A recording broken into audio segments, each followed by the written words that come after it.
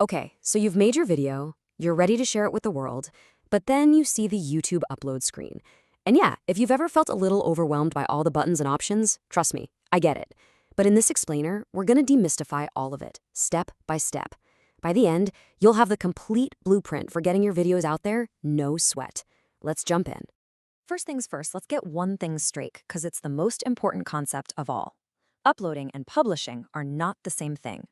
Uploading is literally just sending your video file to YouTube's computers. That's it. Publishing is when you flip the switch and make it visible for people to actually see. This separation is everything. It's what puts you, the creator, in complete control. All right, section 1, getting started. So before we get into all the creative stuff, the titles, the thumbnails, all that, we gotta do the first basic step, just getting that video file off your computer and onto YouTube. And look, the process itself is super simple. You just head over to YouTube Studio, hit that big Create button in the corner, select Upload Videos, and then, find your file. That's it. Your video is officially on its way to YouTube. And here's a little pro tip for all you batch creators out there. You're not just limited to one video at a time. You can actually upload up to 15 videos at once. Seriously? This is a game changer if you like to record a bunch of videos and get a whole calendar planned out. Oh, and don't even worry about accidentally closing the tab or your browser crashing. YouTube has this fantastic failsafe built right in. If you close that window for any reason, bam, it automatically saves everything you've done as a private draft. You won't lose a single bit of work.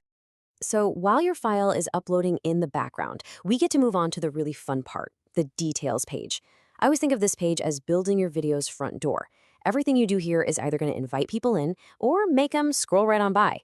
First up, the title. This is your headline. It's the first thing anyone's going to read. You've got 100 characters to be clear, interesting, and searchable. And a quick note, YouTube isn't a huge fan of special symbols in titles, so it's best to just keep it clean. And I mean, you can see the difference right away, can't you? The good example tells you exactly what you're getting. It's helpful. The bad example is just, well, it's noise. It's spammy clickbait that not only turns off real viewers, but it also signals to the YouTube algorithm that your video might not be worth recommending. Next up is the description box, and you get 5,000 characters here, so please use them. This is the perfect place to drop links to your socials, maybe some products you mentioned, or even write out a little summary with timestamps so people can jump to the parts they care about. Now the thumbnail. This might be just as important as your title, maybe even more so. This is your video's billboard. It's the book cover. It's that one single image that has to scream, "Click me," in a sea of other videos. A great custom thumbnail makes all the difference. And hey, don't sleep on playlists. When you group related videos together, you're basically giving YouTube a little nudge saying, hey, if they like this one, they're probably going to love these other ones too.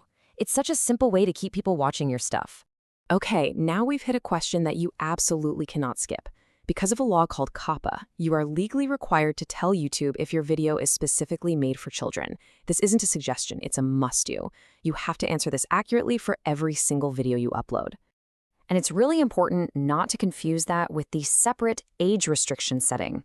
That's not for content that just happens to be uninteresting to kids. No, this is for content that is explicitly not suitable for anyone under 18. If your content falls into that category, you'll know. All right, moving on to section 3.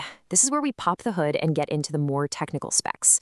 Think of these as the fine-tuning settings that give you that extra layer of control. So if you click that little Show More button, you'll find a few key things.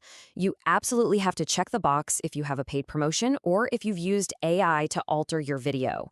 You can also let YouTube automatically add chapters for you, which is awesome. And then there are tags. Honestly, these days, they mostly just help catch common misspellings. Their overall impact is pretty minimal now.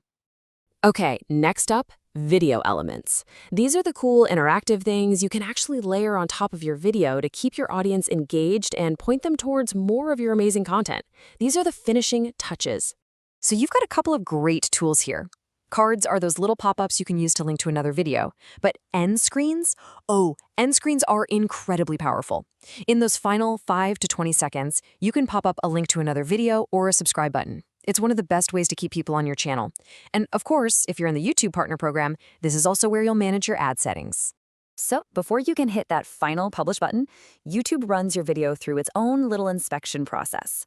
Think of it as an automated quality control check that's there to help protect you from any trouble down the road. Basically, what's happening on the checks page is YouTube's system is scanning every second of your video, listening for copyrighted music or looking for copyrighted clips. It all happens in the background, and its only job is to catch potential problems before you go live. It's really helpful. And if the system does flag something, seriously, don't panic. YouTube gives you really clear options. You can use their built-in tools to just trim out or replace the audio.